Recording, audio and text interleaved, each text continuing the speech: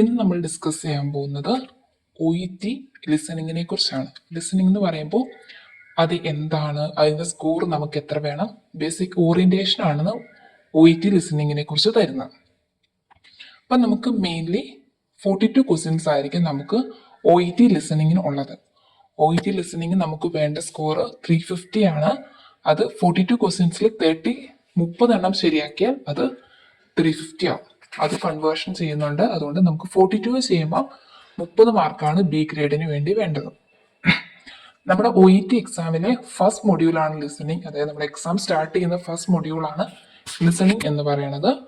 ഇത് ഒരു approximate time പറയാൻ പറ്റുള്ളൂ, എക്സാക്ട് ടൈം ഇല്ല. ഒരു 40 to 45 മിനിറ്റ്സ് ആയിരിക്കും അപ്രോക്സിമേറ്റ് ടൈം എന്ന് പറയുന്നത്.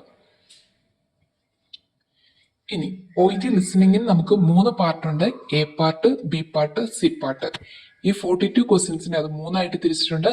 എ പാർട്ടിലുള്ളത് 24 ക്വസ്റ്റ്യൻസ്, ബി പാർട്ടിൽ 6 ക്വസ്റ്റ്യൻസ്, സി പാർട്ടിൽ 12 questions. A part 24, B part 6, C part 12 questions. A പാർട്ടിലെ 24 ക്വസ്റ്റ്യൻസിനെ 2ആയിട്ട് തിരിച്ചിട്ടുണ്ട്. ഒന്ന് എക്സ്ട്രാക്ട് 1ഉം 2 എക്സ്ട്രാക്ട് 2.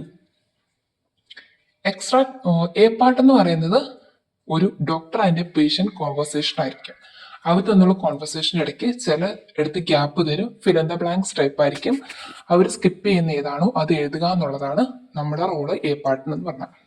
അപ്പം 1 to 12 എന്ന് പറയുന്ന ഒരു കൺസൾട്ടേഷനും 13 to 24 എന്ന് പറയുന്ന വേറൊരു കൺസൾട്ടേഷനും ആയിരിക്കും നടക്കുന്നത്. അപ്പോൾ 1 to 24 മുന്നേ 30 സെക്കൻഡ്സ് 30 സെക്കൻഡ്സ് അവർ തരും.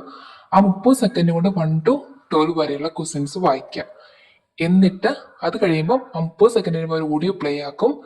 അത് കേട്ടിട്ട് നമ്മൾ കറക്റ്റ് ആൻസർ ഏതാണെന്ന് കണ്ടുപിടിച്ച് എഴുതുക എന്നുള്ളതാണ് നമ്മുടെ റൂൾ. ഇപ്പം ചിലപ്പോൾ ഒരു സിംറ്റംസോ അങ്ങനെ എന്തെങ്കിലും, ഇപ്പം കുറെ സിംറ്റംസ്, നൂസിയ, ഒരു ഫിൽ ഇൻ ദ ബ്ലാങ്ക്സ്, പിന്നെ ഒരു ഷോർട്ട്നെസ് ഓഫ് ബ്രീത്ത് അങ്ങനെയായിരിക്കും തന്നിട്ടുണ്ടാകുക. ആ ഗ്യാപ്പിൽ എന്താണ് അവർ പറയുന്നത് അത് എഴുതുക എന്നുള്ളതാണ് നമ്മുടെ റൂള്.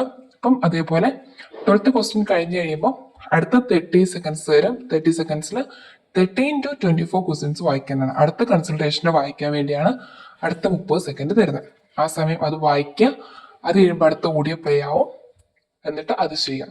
ഇപ്പം റെഫറൻസിന് വേണ്ടി ഞാനിപ്പോൾ ഒരു പേജ് കാണിക്കുന്നതായിരിക്കും. അത് പിന്നെ ഒന്ന് മനസ്സിലാക്കി എടുക്കാൻ വേണ്ടി ഇട്ട് തരുന്നതാണത്. ഇപ്പം എ പാർട്ടിൽ പറഞ്ഞ 24 ക്വസ്റ്റ്യൻസും consultation fill in the blanks നമുക്ക് ചെയ്യാനായിരിക്കും വരുന്നത്. മോസ്റ്റ് ഇമ്പോർട്ടൻറ്റ് തിങ്, ഒരു സ്പെല്ലിംഗ് മിസ്റ്റേക്ക് പോലും പാടില്ല. ഒരു ഇയോ എയോ കുറഞ്ഞു പോയാൽ അത് തെറ്റാണ്. ഫുൾ സ്പെല്ലിംഗ് കറക്റ്റ് ആയിട്ടുണ്ടാവണം. സ്പെല്ലിംഗ് കറക്റ്റ് ആയിട്ട് പഠിക്കുകയും വേണം. ഇതാണ് എ പാർട്ടിനെ കുറിച്ച് പറഞ്ഞ ബ്രീഫ് എക്സ്പ്ലനേഷൻ. എ പാർട്ടിന് 24 ക്വസ്റ്റ്യൻസ് ഉണ്ടാവും. 2 എക്സ്ട്രാക്ട് ആയിട്ടായിരിക്കും. Fill in the blanks type questions ആയിരിക്കും. അത് 2 ഡോക്ടറും പേഷ്യന്റ് തമ്മിലുള്ള കൺസൾട്ടേഷൻ ആയിരിക്കണം മോസ്റ്റ് പ്രോബബ്ലി. എ പാർട്ട് കഴിഞ്ഞ് കഴിയുമ്പം അവർ ബി പാർട്ട് തരും. ബി പാർട്ട് എന്ന് പറയുമ്പം ഒരു ക്വസ്റ്റ്യൻ 3 ഓപ്ഷൻസ്, ഒരു ഓഡിയോ. 24 കഴിഞ്ഞിട്ട് 25th ക്വസ്റ്റ്യൻ ആണ് ബി പാർട്ടിലെ ഫസ്റ്റ് ക്വസ്റ്റ്യൻ. ബി പാർട്ടിലെ ഫസ്റ്റ് ക്വസ്റ്റ്യൻ 25th ക്വസ്റ്റ്യൻ ആണ്.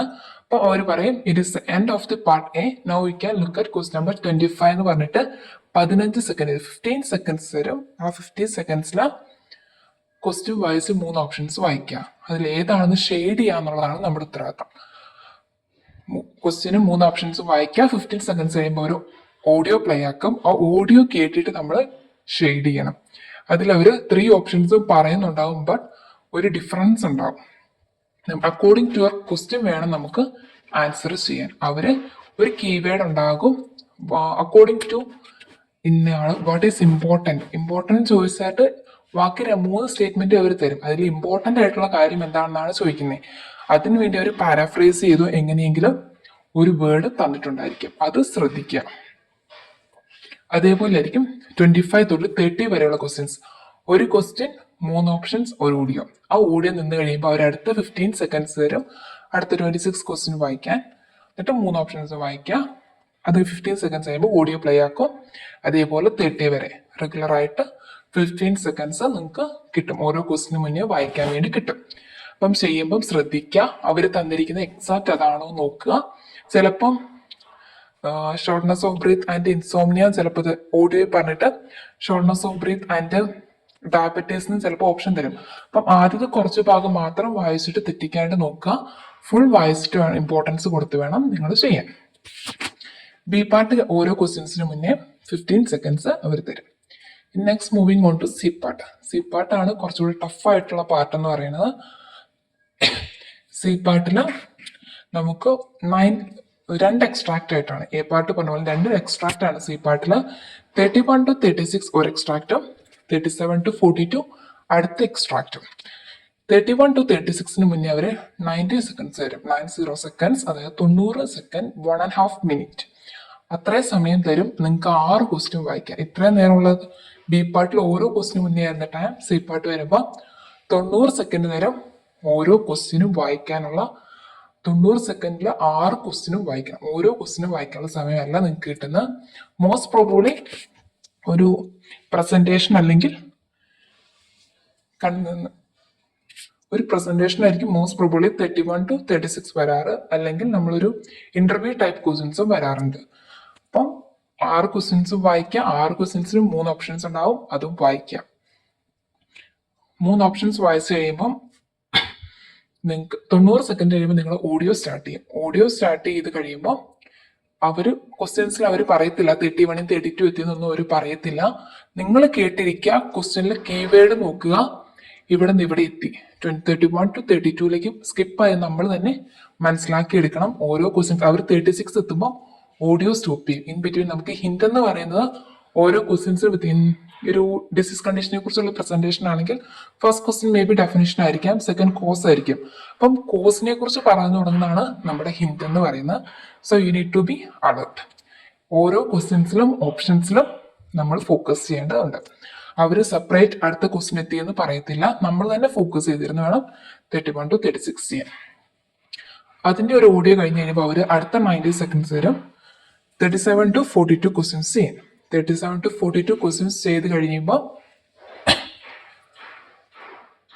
90 സെക്കൻഡ്സ് കഴിയുമ്പോൾ 37 to 42 ക്വസ്റ്റ്യൻസിന്റെ ഓഡിയോ പ്ലേ ആവും.